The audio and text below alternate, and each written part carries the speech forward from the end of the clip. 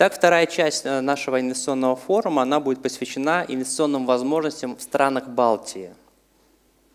Посыл нашего форума Old Money, New World, он как бы соединяет встречу старых ценностей с возможностью новых технологий, с потребностями современного человека, то есть мира, в котором мы живем с вами. Поэтому я объявляю панельную дискуссию, которая будет посвящена Балтии как одной из альтернатив, интересных альтернатив для инвестиций. И я передаю слово руководителю управления корпоративных финансов Baltic International Bank Отто Давыдову. Отто, the floor is yours. Thank you, Bogdan. Godātie viesi, tie, kas ieradušies šeit, arī tie, kuri tūlīt jau pieslēgsies mums tiešraidē. Mani sauc Otto, un es šodien vadīšu paneļa diskusiju, kur investēt šodien. Dear ladies and gentlemen, the ones in the room and also the ones who will be looking us today on live stream, my name is Otto, and I will be moderating today's panel, Where to Invest Today. So let's start. I'm proud definitely to be here today with such renowned professionals as we have here on the panel, and I look forward to start, but without further ado, I will just start with introducing you to our panelists. So on my left we have Dennis Kyrans. Give a round of applause for Dennis. Dennis is a partner at Colliers International Latvia, which is the leading commercial real estate services company providing services to investors, property owners, tenants, as well as developers of real estate. So next to Dennis is Are Tamemäe. Are is senior partner at Redgate Capital. Redgate, established in 2008, is an Estonian investment firm and is one of the leading arrangers of corporate bond issues in the Baltics. So give an applause for Are. Alejandro Gonzalez, Senior Portfolio Manager at VB Capital Management, which is a Swiss-based private capital investment firm. Alejandro is responsible for global high-yield and emerging market investments. And no one else than Viktor Zbolbats, Chairman of the Management Board of Baltic International Bank. So we have a great bundle of panelists, and with background from various asset classes. So before we start, our panel discussion will be 1 hour long. At first, we will have short presentations from our panelists. Then we will continue with a discussion that will be ended with Q&A from the audience as well as summary of the panel. So without further delay, let's start with presentations. And Dennis, the floor is yours. Hello. Again, my name is Dennis Kyrans. I'm head of Colliers International in Latvia. What we are doing is mostly consultations, brokerage activities in commercial real estate. When I'm saying commercial real estate, those are mostly office buildings, logistics and industrial buildings, hotels, shopping centers. I will not include in my introductional speech any kind of residential topics.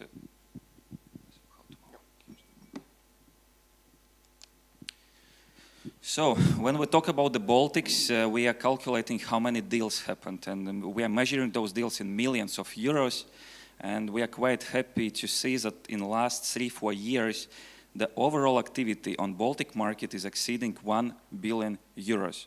Which for our small markets, it's quite a good number. It means that activity is happening and deals are happening. Just few comparison to show how big we are or small we are. Like in Finland, in parallel, it's approximately 9 billion euros transactions. In whole 3 Baltic countries, 1 billion. So if we look to the countries in last year, I would say that Lithuania was on the rise quite big activity there, the biggest amount of the transactions. And this is mostly because of quite a lot of newly constructed buildings, and the new construction happened in Vilnius market, especially in office segment. Office segment is booming in Vilnius. It's developing in Estonia. Maybe it's not so active in Latvia so far. So, but who is responsible on all those transactions and where money is coming from? So I would say that top 10 deals, they made approximately half from the whole volume in investment market. And the biggest players are mostly pan-Baltic real estate funds. So it means that we are still working quite a lot with local pan-Baltic money. Each year we have 2-3 newcomers. The money is coming mostly from Western countries, from Nordic region quite a lot. And currently maybe not so much, at least in our segment, from CIS countries. Like the main challenges, the main obstacles, what we see right now, this is firstly IML, and this is bank financing availability for real estate, for big transaction. Those are two biggest issues. And if we want to attract big capital, big investors, then the most typical question will be about market liquidity. Like we often participate in huge exhibitions, like MIPIM, for example. Every year it's happening in Cannes. And like when big investor is approaching us, like he's introducing himself as small investor and is ready to invest somewhere starting from 100 million euros, then we see that in the Baltics we have quite limited opportunities for big investments, at least in our field.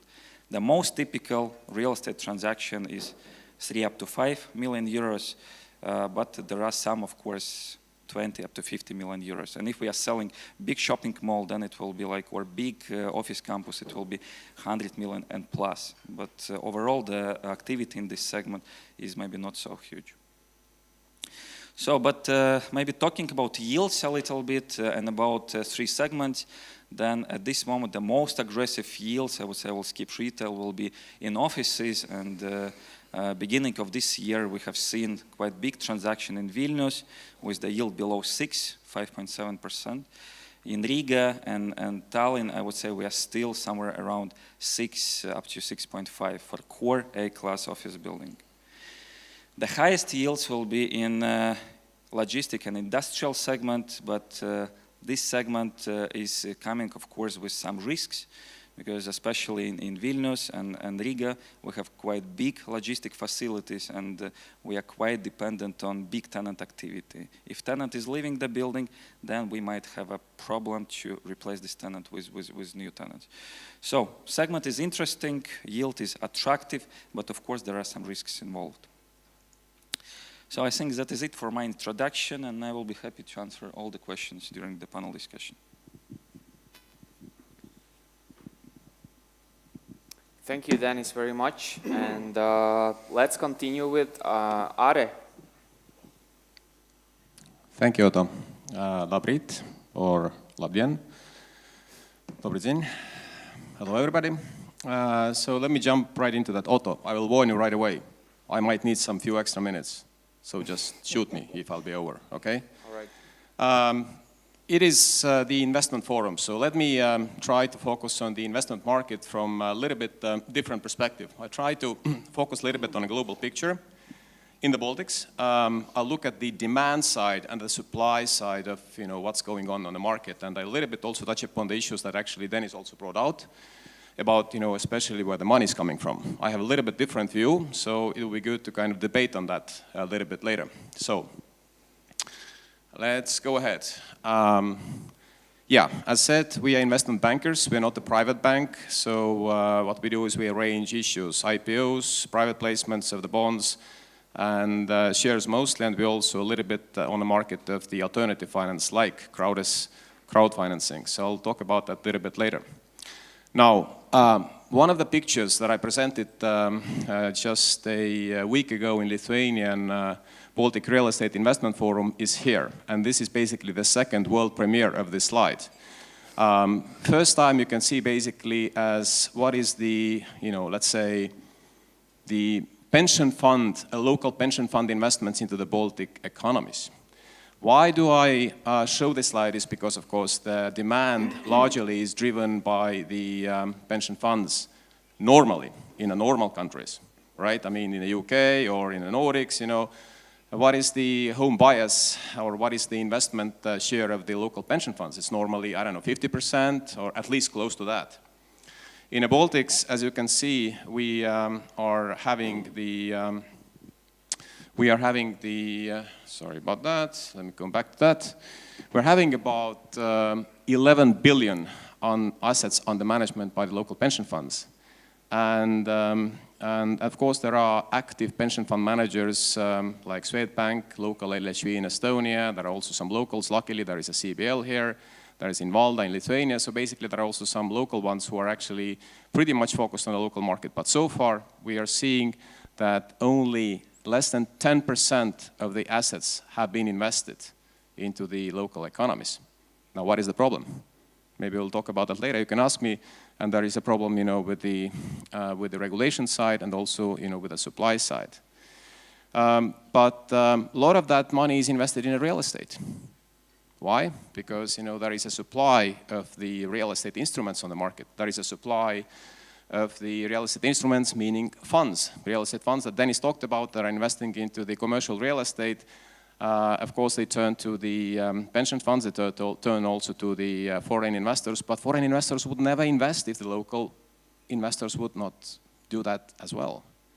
So that is the importance of the pension funds. And I think they also drive a bit a market here. I mean, this is, where they are also telling the market, please supply us more instruments. We would love to go into that, into the local markets, invest in a local real estate or the companies, but where are the instruments? So the next slide, if you can step aside a bit, thank you. Next slide is about the bond market. Normally I spend at least half an hour on that, but now I'm going to stick 1 minute. So bond market in the Baltics, it's a very complicated slide, just be patient, just few figures. There is a, let's stick to the local private placements and the NASDAQ listed instruments where basically you as investors can also participate. There is a 1 billion market in Estonia, around $500 million in Latvia if I take out ABLV debt or the bonds, and a little bit less in Lithuania. Let me not tell the number here. So what we like in this slide is that the trading volumes of the bonds on the NASDAQ alternative market and the main list is actually increasing. You can see it on the right-hand side where the trading volumes of the Q4 2018 is showing a huge increase in the turnover in terms of the money-wise as well as also transaction-wise. There are a lot of small investors, and that is also reflected in a crowdfunding numbers, which I will show you later. But this is what investors love. They want to have something to trade, to invest in. Now, I specifically want to show you, as I said, 2 more minutes, if possible. I specifically wanted to show you this slide because, this is exactly what Dennis said, that, there are real estate funds investing on the market. They are, looking for the money to invest. The money, and here you can see that most of them are not actually tapping today the retail market. Retail market is tapped only by some of the real estate funds like EFTEN, like Northern Horizon, small Trigon, for example. There are some, but there are a lot more real estate investors on the market. And we see that as a huge opportunity. So basically today, real estate funds are not really open, for the high nets, for the retail, but I'm sure that in the future it will change.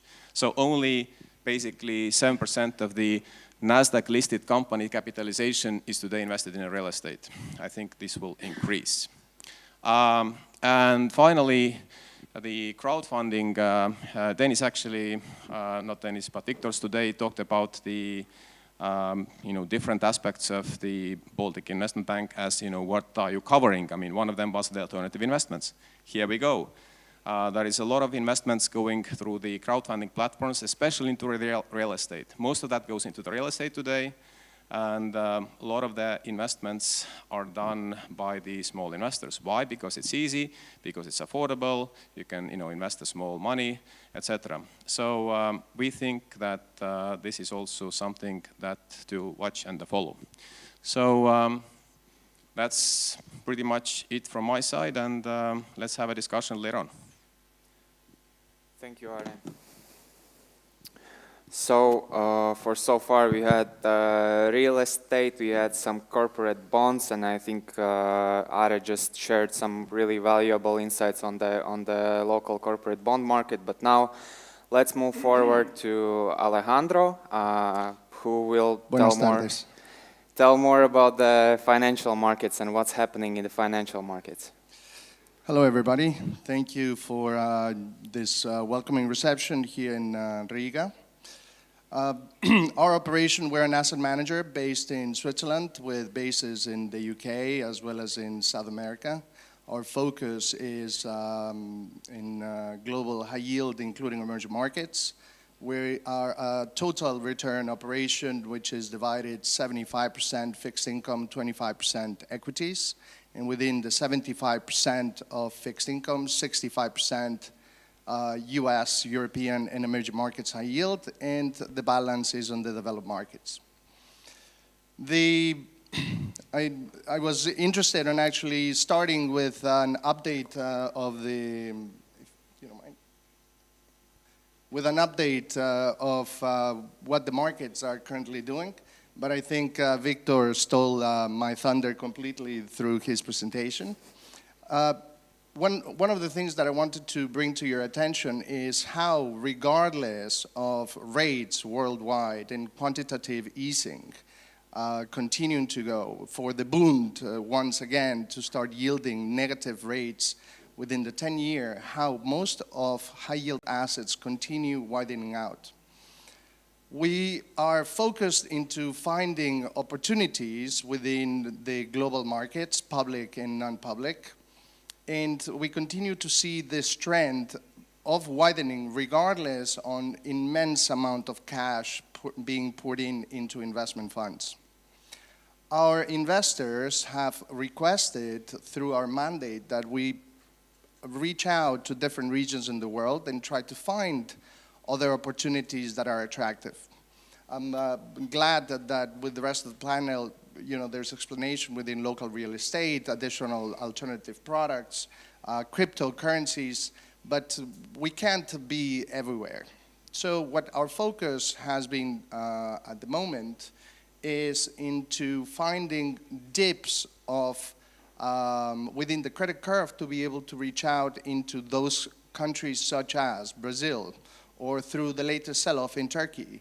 We find huge opportunities also through some weakness in Central Europe. For example, one of our investments that we currently have by owning, I thought this could be a good introduction of some of the things that we like. We take private equity positions in certain companies, such as commercial real estate operation in tier 2 cities in Germany. Cash flow producing operations, buildings yielding 6.5%. We actually take a position in order to be able to optimize their operations, and we we basically access the market in order to lever the operations and be able to raise some cash.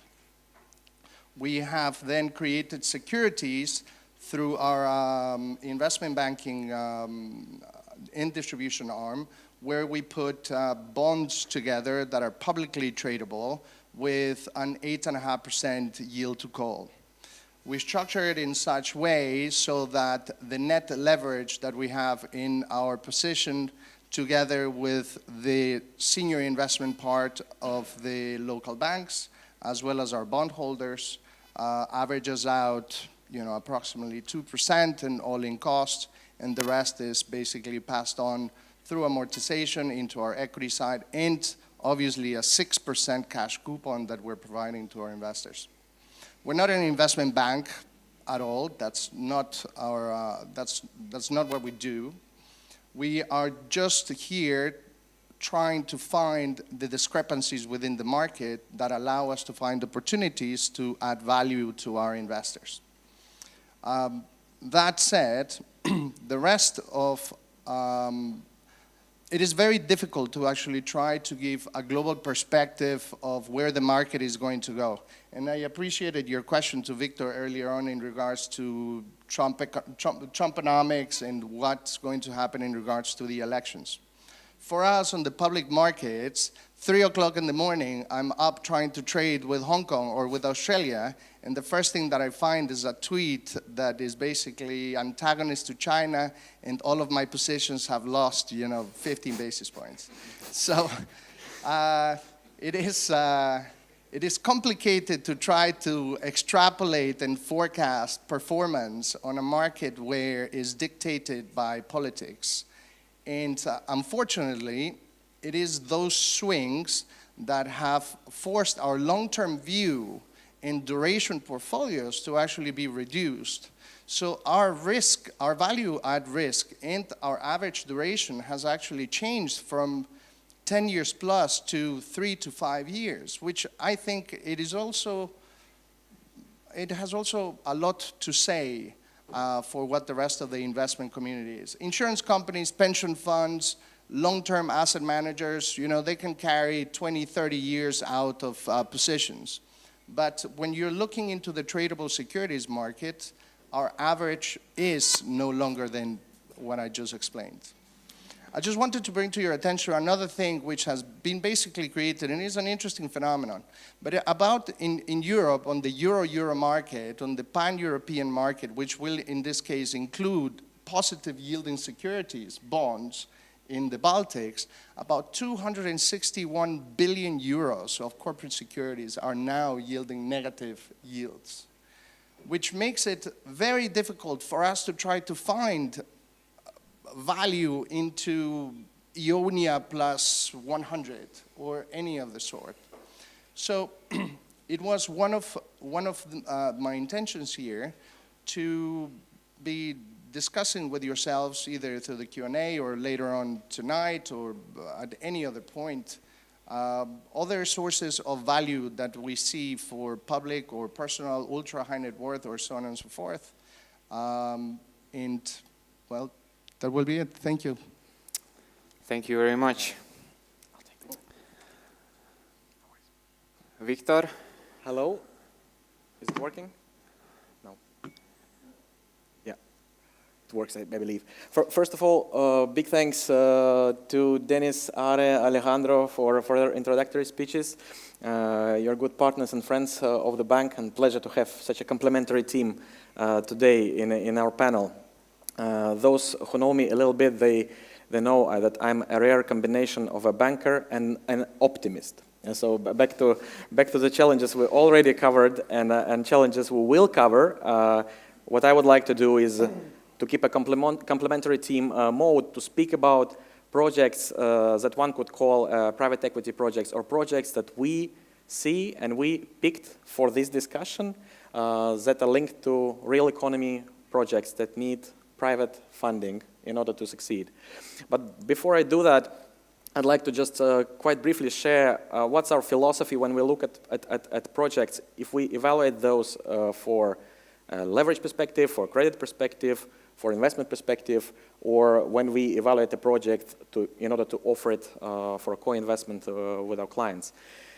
And I think our philosophy in general is the following. We are not really trying to create any bicycle or any vehicle that is not there. We are looking for sectors of economy in Latvia and outside Latvia, which are generally big sectors. Those are sectors with room for growth and sectors with capacity for growth. And today I will be talking a little bit about energy, a little bit about real estate, and a little bit about retail. But when we think about projects, especially if private money is involved and banks' money is involved, then we try to see what would be the exit strategies that we can actually believe. And how I usually say, who is the buyer in the line? Is it a pension fund? Is it a bigger firm? Is it a bigger player in the industries that we picked a project in? Who is the buyer? When we invest, when we create a project, who will take it off? We clearly look for projects which are not really mainstream, but in big industries, in order to have some capacity for growth, as I said. And is it the second biggest player, or is it the third biggest player, or is there any kind of a niche, let's say, additive to the business model. When we pick a project for co-investment with the client, obviously the bank has all the necessary administrative and financial resources to assess the project completely, but let customers participate and also vis-a-vis participate in the upside of a project. Bank will assess the project as if it would fund the project completely on itself. We also follow the skin in the game principle, which means that team is extremely important. I mean, this panel is an example of a complementary team where we can exchange competence and bring in partners when we need in order to make sure that the project that we pick is delivered by a competent and professional team. This is what we call a skin in the game principle. A little bit into the project itself, and as I said, we are bringing it also for a discussion on a panel and obviously for discussion with participants of the forum. First, let's speak wind. Wind and renewable energy topic. Today's news in Dienas Business, which is the biggest daily business newspaper, state energy company Latvenergo is discussing about wind becoming one of key priority areas starting from right now and lasting until 2025, when Latvenergo and similar processes in Lithuania and Estonia will see to deliver, let's say, a stronger investment, stronger presence in wind energy. Latvia, as a member state of EU, has committed to certain criteria and certain deliverables by 2030, in order to increase its renewable capacity from 36 to 45% of all energy produced. It's an opportunity for investors and clients who will see to this as an opportunity. Exit strategies related to projects like this can potentially be either develop the project completely or exit the project when a bigger, as I call, a bigger buyer or a bigger developer, be that a state energy company or when a project is into cash flow phase, a pension fund is ready to take it on. Together with our partners, we are fundraising an amount of 5 million euros on particular projects in Latvia today. Those capacities will be roughly 5 megawatt per station. So you have the data on the screen. Obviously, for the sake of disclosure, we will discuss it on a very high level, but we can discuss it. We can discuss it obviously also in details later. This is a project where we structure a project like this. We try to structure it as with a coupon or an interest payments for investors to have a cash flow running for investor as soon as he comes in. At the same time, having an equity kicker or an exit strategy that generates the full return. This is the project that we bring for discussion first.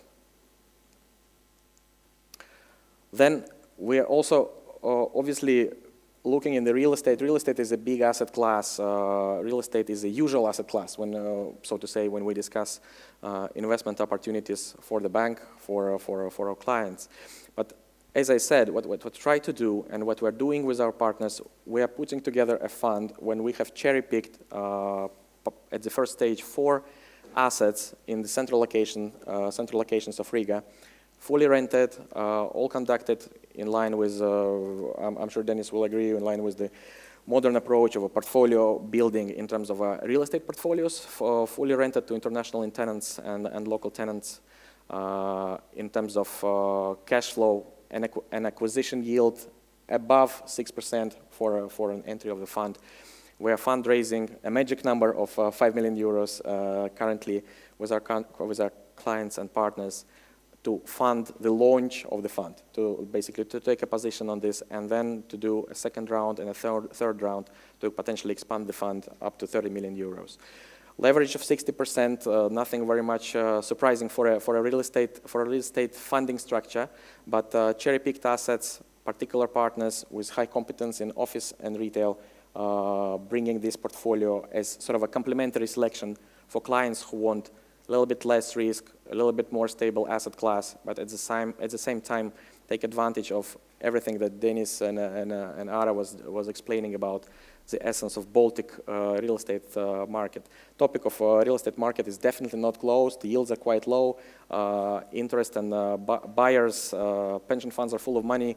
Buyers are full of money looking for an allocation opportunities. speaking of an exit strategy for such investment, that would clearly be it. Slightly more challenging, slightly more interesting, juicy topics. Let's look into UK, and Alejandro, I'm sure you will give us some feedback on that.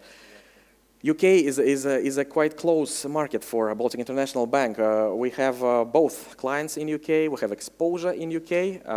We did business and do business in UK too. UK is with all the leaving all the Brexit topicality aside. It's a 66 million people with $3 trillion GDP. A retail market, and here I will be discussing internet retail. A retail market is going under complete disruption. If we look in the United States, all the retail sales, all the money people spend in shops is roughly $3.5 billion. All the money people spend in online shops, buying fashion goods, sports goods, anything, is $500 million already, growing double digit. When classical retail grows usually with GDP, which is like 2 to 3% growth. It's a matter of few years when I think things like high street retail, even in mature and rich economies like UK, will become a niche, when internet retail will become a serious participant, which it already is. We have an exclusive opportunity to offer to clients of the bank a project which was funded initially. The founders of the project were funded by the bank, and this was what started as a startup. Today has a turnover of 80 million British pounds, and is being prepared for a future IPO on LSE AIM. London Stock Exchange has a certain sector for high growth stocks. This is called AIM. This is a stock exchange when IPOs for stocks and companies with high growth potential and multiples above 15 times to 20 times and 30 times are placed for bigger buyers to take good care of these companies, buy it at high multiple, increase their profitability, and bring it forward as a stable business. What used to be a chain of retail shops or a chain of retail stores selling sports, fashion, and different niche brands is today a chain of internet shops. And we have an opportunity to participate in a pre-IPO round with a 5 million British pound pool accommodated by advisors in UK who will then, together with investors in UK, take it next stage with another pre-IPO round moving towards AIM. The funding that we collect is aimed at expansion, so the company will continue acquire new assets and through acquisitions will increase its value.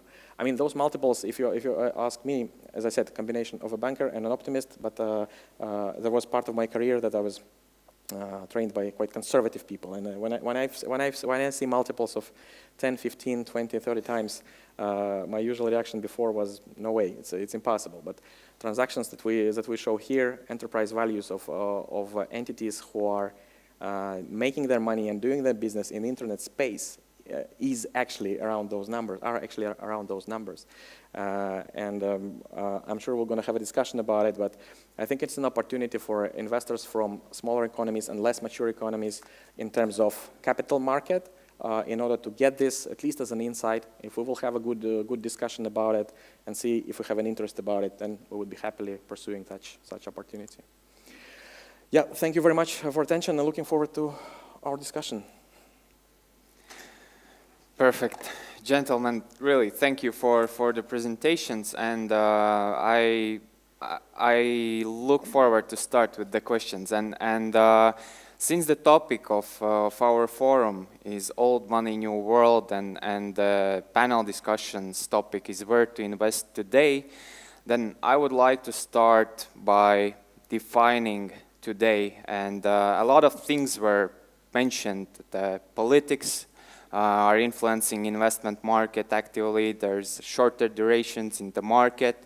You see that the banks are maybe becoming more reluctant to finance new projects, what Dennis mentioned.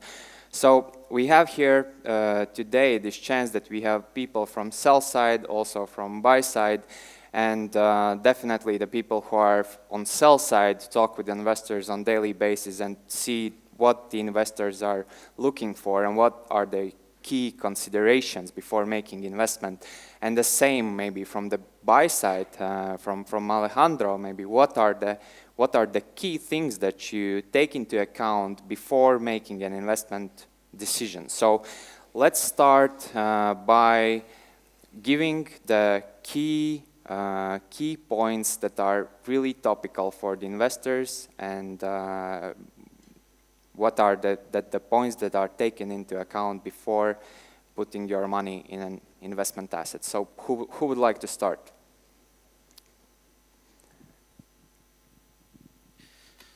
So, key points, what our investors take into account before they make any investment decision.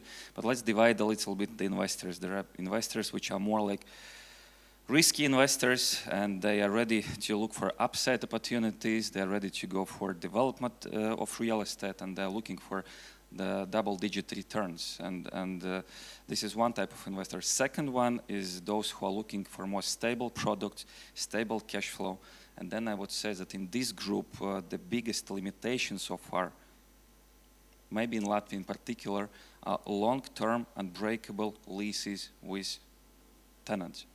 If you have long-term lease, unbreakable lease, then I would say we will not have a problem to attract investors towards the property, and we will have an interest. What's the maybe key concern on the tenant side that they are so reluctant to go in longer? No, let's look obvious. Everybody remember the crisis in 2008, 2009, and still in our market we have, and this is big difference, by the way, between the Baltic states. It's not like one market, because like Estonia, Latvia, and Lithuania, still they're quite different. And in Latvia, often we have short-term thinking, and companies are not ready to commit, make long-term commitment. And I think this is the biggest challenge and biggest issue so far in Latvia in particular. All right. Thank you. Yeah, if you talk about the investors that we usually talk to, pension funds, long-term investors, institutionals, family offices, high nets, private banks, banks like yourself, then, and your clients, then let's again step back and the big picture. Big picture is that there are around 70 billion of deposits in the Baltics held by the private individuals and the corporates. 70 billion. The size of the pension assets in the Baltics, 11 billion. You know, way lower, but increases significantly.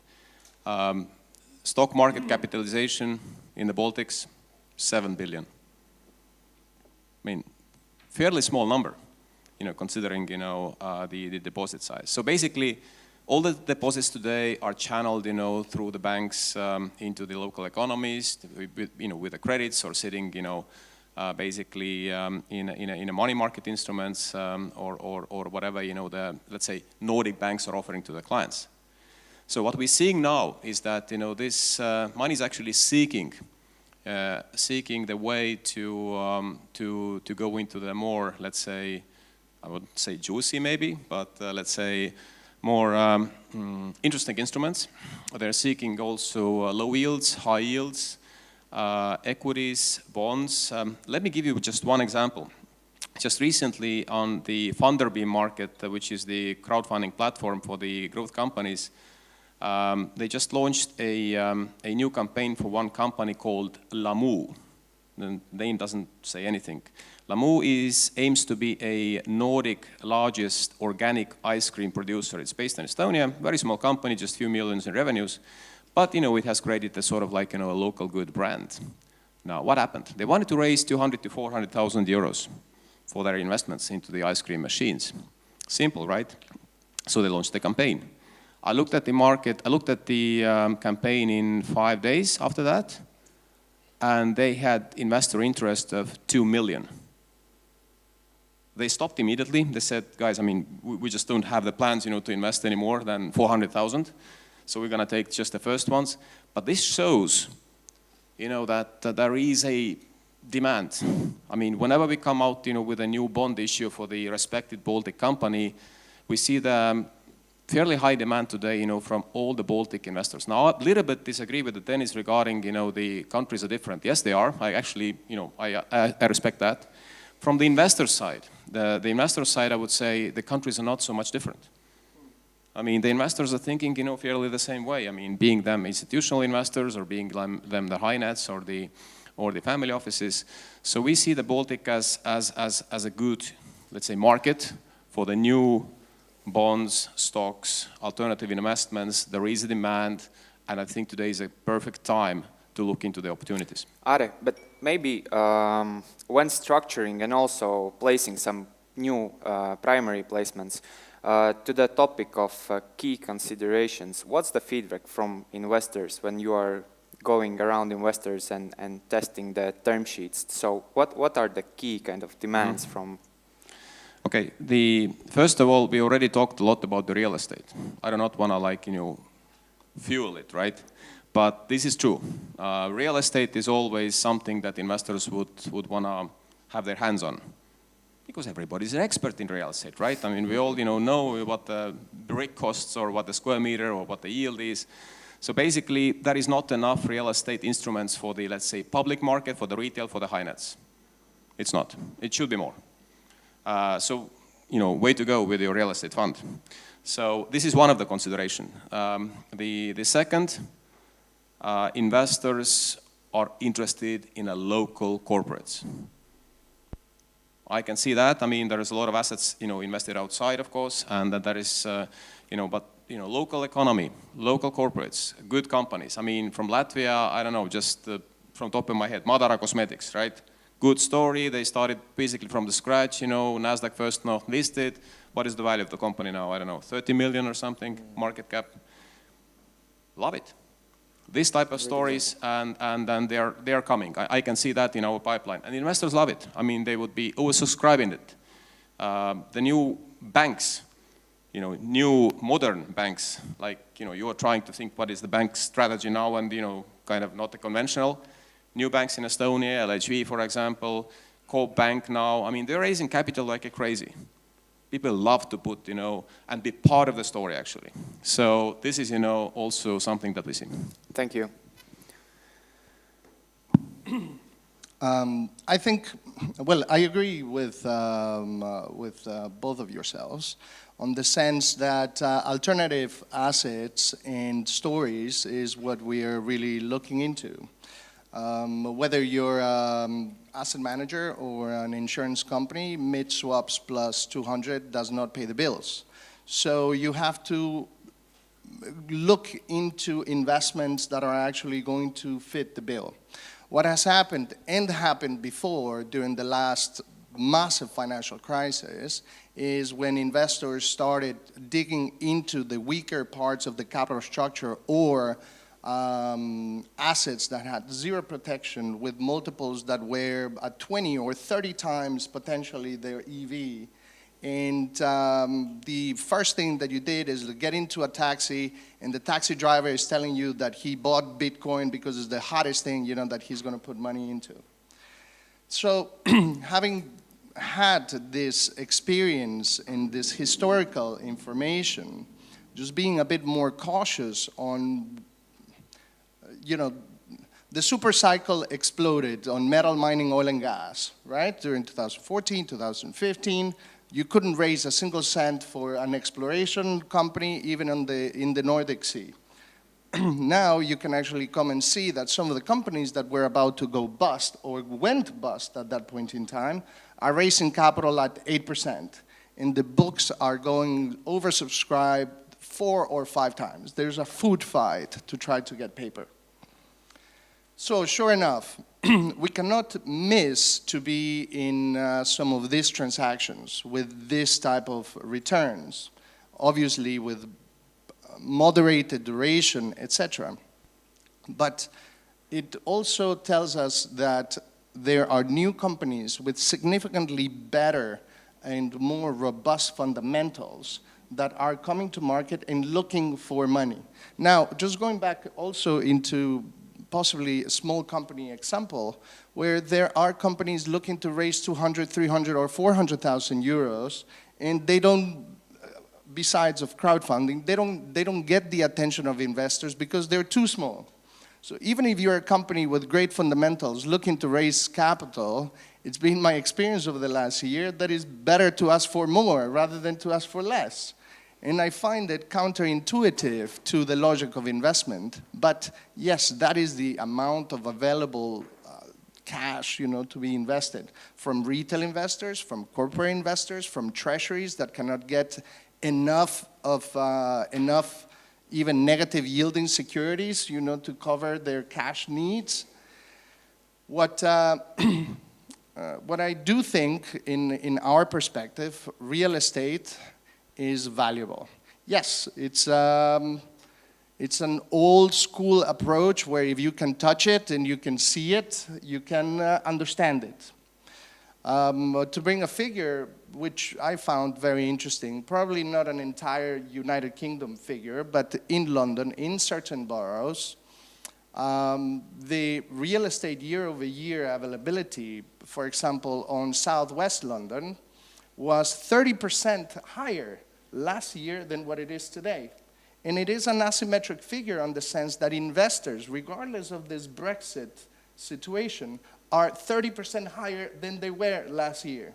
And there is not enough availability of, I'm not talking about single flats, I'm talking about £2 million plus houses.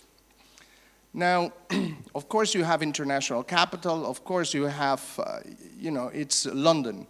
But you would think that looking ahead into all of these uncertainties, such as Brexit, in the global markets, and weakness, potential weakness in real estate, given inflation, given lower employment, for example, in Europe, including the UK, that those numbers wouldn't be sustainable. So, right. Long story short, we are cherry picking our investments because there are a lot of great ideas. Some of these ideas don't get executed because they are presented in the wrong way. All right, the gentleman here, the way I see it is that we have a lot of money that is looking where to be invested. There is still some money that is maybe not looking, but to be untapped, to be invested somewhere. And maybe a question to Victor. Victor, you were the one who was presenting basically concrete investment opportunities, and you are presenting the supply side. And my question is, from what I hear and from what it looks like, is like, what's the issue? And it seems that maybe, is it the supply side? Maybe there's not enough supply, or maybe I'm wrong, but maybe you can comment on this. How do you, Sure. how do you see the supply side, and what's the issue why the market is not, the money is not in the projects yet? Sure, sure. First of all, again, also a small step back. Yes, all Baltic economies are fairly new. Yes, they were dominated by banks, and a loan is sort of a typical way what in this part of the world what people have sort of got used to as a source of funding for their ideas, for funding of their lifestyle, their acquisitions, etc. And this is what's changing right now, because despite the fact that there is, give or take, significant number of participants on the Baltic banking space in Baltic, what we get, the amount of requests we get from local entrepreneurs who are present entrepreneurs in the local economy, as well as ambitious Latvian entrepreneurs conducting projects and expanding outside Latvia. The amount of funding requests and loan requests and advice that they need in order to how to fund projects that they've got is enormous, despite the fact that, as I said, banking landscape is sort of mature and there is a lot of players, a lot of supply. And obviously the reason to this is that I think it's not really a linear demand-supply kind of thing. I think this equilibrium, if I call it like this, of when they cross, how the project actually gets funded and how the project actually takes off, This is a process. It's a process for investors, suppliers of money, or demand for projects, to really to see. We see it from our clients. It depends, of course. If a client has money available for investment immediately, it's one decision. If a client has to exit certain assets in order to invest into the project, it's another decision. If a client was exposed to risk, if a client held securities in his portfolio which could be high yield, or if a client holds a project or investment in the project which bears certain risk, if a client is aware of a risk concept and risk return concept, it would be easier for a client to evaluate projects that we propose, because those projects are not risk-free. Those projects have certain upside considerations and entry and exit considerations. So demand for money and necessity for funding local businesses in Latvia and in Baltics is huge, and I think we all agree on this. And bankers' capacity, classical capacity, balance sheet capacity is not enough. Not because every project gets considered or rejected. No, just every bank has their own risk policy. All the climate and all the C's that we discussed in the first part, all plays a role. And economy and business people need funding. And projects that we show here, those are clear examples of this. Those projects will happen with or without, let's say, certain success in next week or 2 weeks. I mean, those are projects which make sense in terms of vector, in terms of sectoral activity, presence. And I think that what investors will want is really to have a serious partner who can help them find this, what I call this equilibrium, because it's not linear relationship. If I continue this logic of pension funds, it would be logical for pension funds who grow hundreds of millions of euros per year and did not yet invest in local economy significantly, to consider assets like forest, consider assets like agriculture, consider assets like possibly wind, yeah? Which is not happening now, but it would be the logical thing to do. If it would be a linear relationship, it would be already happening. Yeah. But turning to capital markets. Can I comment on actually the last question that you asked about the investor kind of a interest? I maybe want to make just one additional point, if I may. Definitely. Okay. Basically. In the past, who were the first basically Baltic companies on the capital markets, raising, especially debt capital through the bond issues? They were, of course, the consumer lending companies. Why? Because, the credit market, the bank's credit market was close to them. So there's a lot of them actually out there. Also a lot of, Latvian good success stories like For Finance, like Mogo. I mean, they were, really active locally. They could raise the capital here, and then they went to the international markets. Introduced also maybe in Switzerland and UK. So all good. So of course, if you kind of, try to make the trend out of it, you might say that, this is a trend, high yield. Everybody loves high yield. This is going to happen forever. And we are a little bit puzzled now because, we have been approached, by the, larger companies who are not, the, sub-investment risk. You can say, even investment risk companies. And we're a little bit puzzled because, we're not sure. Is this something, for the local investor base? I can give you an example. I mean, we just closed, it's not officially published yet, but of course, we can do it here.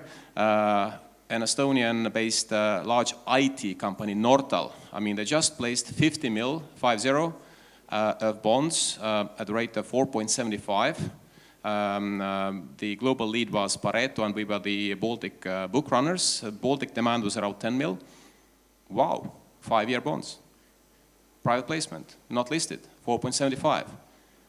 And again, it's not just, out of blue. Maxima Group, last year, 3.25, 300 mil, Eurobond. Eurobond, yeah. So basically, what we are seeing, from the more, let's say, investment grade, or let's say more institutional type of investors, but even from the family offices and high nets, I don't want to see only high yields.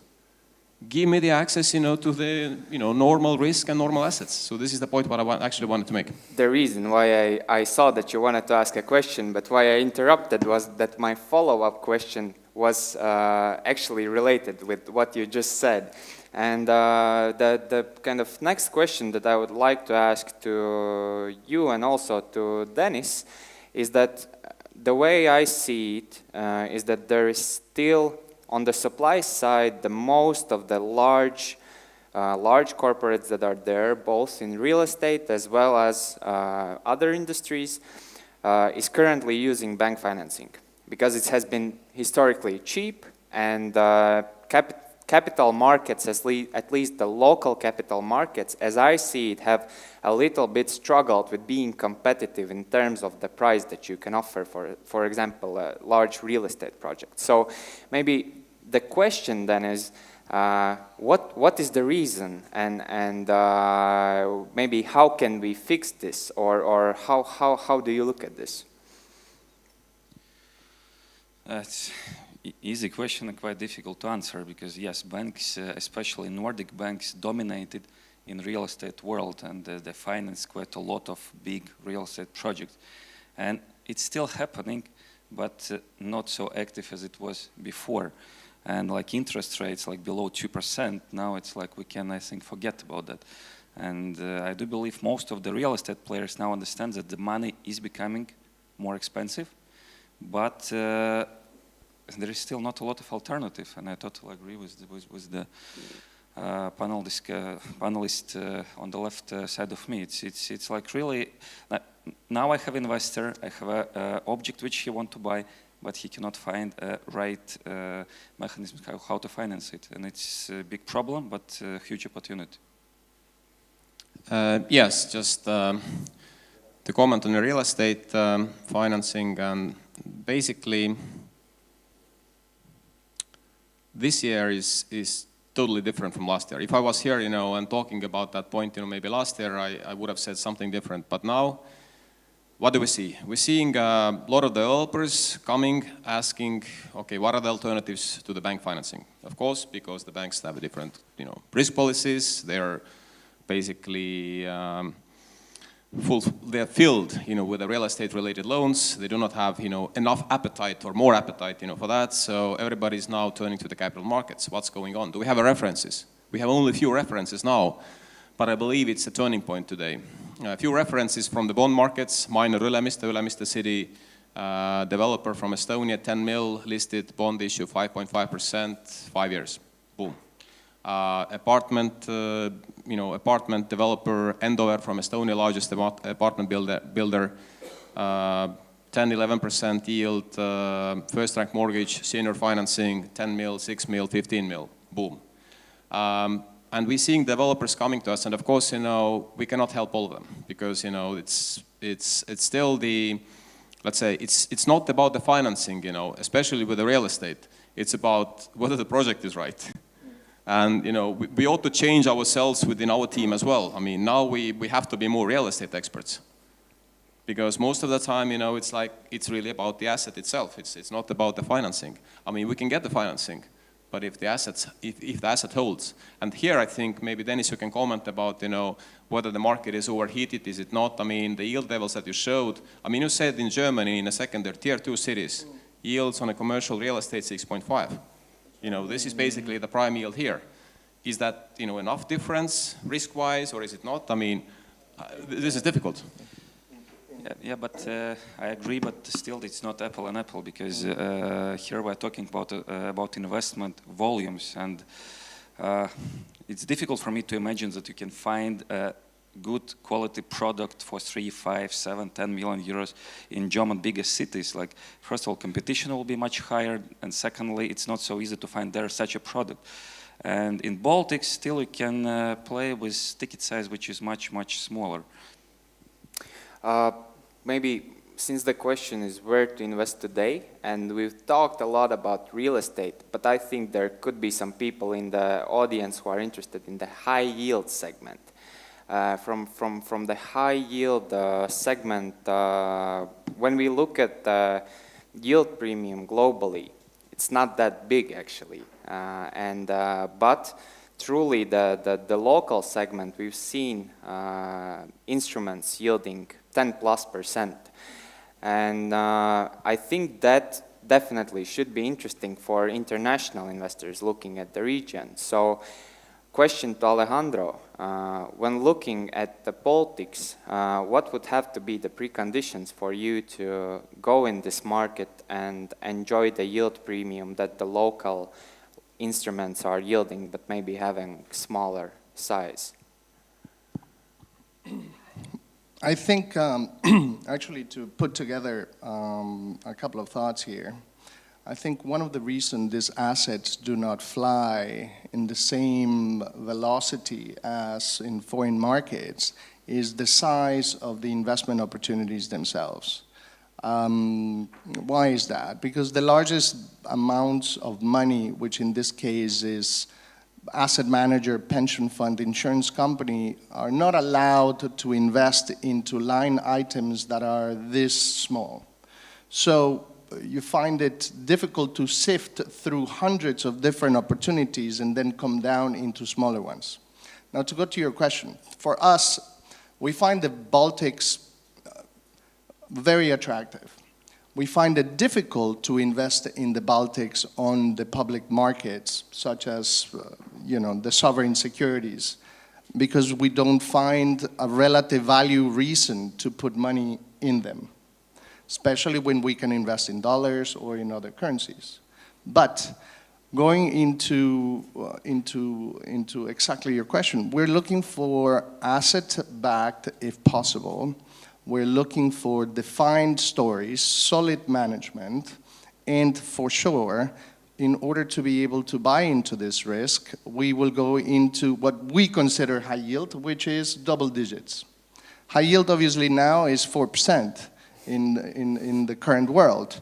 But if you look back, not too many years, nothing below double digits actually made any sense if you were looking into single B or even double Bs. So that to answer your question. And just to pair off one last thing in regards to financing of property and real estate, we've been finding in Germany actually loans for 10 years plus at less than 2%, which obviously undermines even direct lending into purchasing, some of these properties. It's almost impossible to compete with banks that are dying to invest their money because everything else that they have is at negative rates, right? So, again, it goes into cherry picking your investments. You cannot own everything because somebody told you that it is the top pick of their portfolio. But doing due diligence now more than before is crucial. Going back into not just top down but bottom up is extremely relevant. Being on the ground and getting to meet management, distribution channels, and your partners is extremely relevant. That's why we're here. We're here, obviously, besides the great partnership and relationship that we have with yourselves, the great deals that we have worked on and we will work on, but it is because it is important for us to actually touch and see. And I think that is where we're going back. We're going back to the mean, and I think old school investment is the new thing again. Not just sitting into what everybody told you, as the example that I was saying is like, Bitcoin is hot because your taxi driver told you, and the multiples on everything, is just going double figures every week, right? So, again, that's our perspective. And to continue from that point, I think real estate obviously consumes a lot of this panel, and it's traditional asset class. And from one perspective, you can also argue that obviously yields will go lower with basically having a traditional asset as basically one of very few destination points for regulated and structured money. But looking again a little bit back to Latvian economy and real projects, I think what we see and what we discuss also where we had exposure and have exposure, we have sectors of economy like agriculture, forest, food, everything related with food production or food industry, consumer industry, services goods. there is a bunch of examples of a high quality, potential quality paper, if you call it an instrument, if you look at a fixed income instrument or an equity investment opportunity. And this is also back a little bit to what we discussed in the first part today. I mean, Latvian history of Latvian entrepreneurship and history of Latvian business, this is a young place. Eventually, all the topics of inheritance, topics of exit, topics of selling or staying in business with new partners and joined by international partners, those topics are becoming actual right now, just because of sequence of events. Yeah, it's as much what has happened during the last 30 years. And everybody who started their business in 1991, 1992, 1993 is approaching a stage, and we see a lot of this interest now, not only to fund their activities, but to consider how to move on. And I think this is a great time for many opportunities in every asset class, and as I described, also in sectors that we have covered today, and in more sectors of Latvian economy. And I'm delighted to hear, Alejandro, also you speak that this is clearly on the radar. Yeah, because back also to things which are known to everybody. Latvia is a member state of EU, NATO, OECD, every serious international organization there is, and this is clearly on the map. And examples that are here with foreign investments coming into banking sector, foreign investments coming into dairy sector, agriculture sector. It's not only one way, it's not dominated by one or another destination, it's international money coming into little economy, which is a great thing. So frankly, I think it is a time for opportunities in all those asset classes, and that's why I think we use the chance to also show examples when you can have a high yield from a return perspective, but look at what you can do in a real economy, which will produce things, grow the GDP, create new working places, and deliver to society. All right. We are approaching the Q&A session, but right before that, one last question, and I expect like really straight to the point, one sentence answer from each of you. Let's assume that you have already your value preservation portfolio already, and there's like one asset class that you are looking for as an individual investor, where to bet for the higher return. And let's also include such asset classes like crypto, luxury investments, high yield Baltic, high yield emerging markets. Really shortly, maybe even 2 words, what would it be? Dennis? I'm from real estate world. I would continue investing here, but I will switch to different asset classes in real estate. Like personally, I like now it's rental apartment business and stock offices. This is the business which is quite well developed in Estonia, but not so much in Latvia so far. Thank you. Shortly, yes. One sentence. Gentleman prefers bonds. Okay. I think it was said by one of the first U.S. Treasury head of treasuries back in the days before the recession time, and it was a reason why the investments went into the bonds. But this is what I would prefer today, clearly. Again, because of the Baltic economy is still growing quite strongly. And there is a kind of a credit crunch on the market, so the capital markets are developing. There is actually quite good quality companies attracting investment through the capital markets, through the bond issues. We understand it, and I like to invest myself in there. Thank you. For us, bonds as well, the fixed income side, we're looking for asset-backed plays, cash flow positive if existing, but we are seriously looking to reallocate some of our funds back into existing proven reserved metal mining projects around the world. Thank you. And briefly, asking panelists to comment briefly is a challenge, I see. But I would say there is always room for risk. Is it a value preservation or is it a capital growth strategy? And I can share my personal experience. And remember, I'm an optimist banker. I have quite different asset types and different exposure in my personal portfolio. I have securities, I have ETFs, I have some crypto exposure, I must say, because I want to follow that market and understand that market better.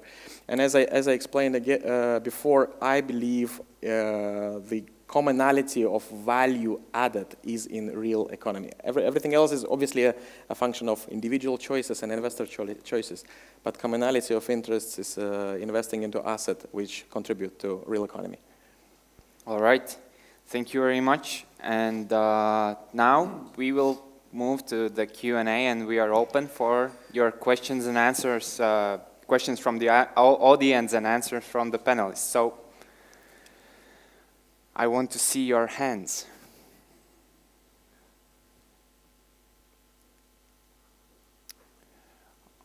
No one. Charles. You mentioned the property market in London. Sorry, it's Alessandro, isn't it? Is it the same in Riga? And is there a bias towards cities in the Baltics? And also, a second question, really. You're in the middle of Russia and Europe. What effect does that have?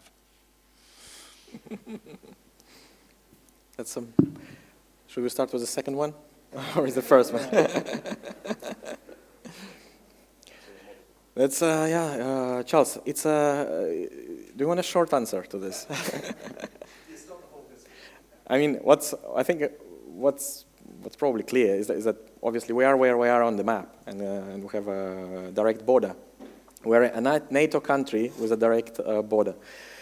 Historically and also today, I think staying on the bright side of things and not discussing all the challenges clearly, which are clearly there with the Russian regime, but staying on the business side of things, historical and also present transit, port infrastructure, all infrastructure which relates to our value on the map is giving a lot of business and a lot of jobs and a lot of value to the economy.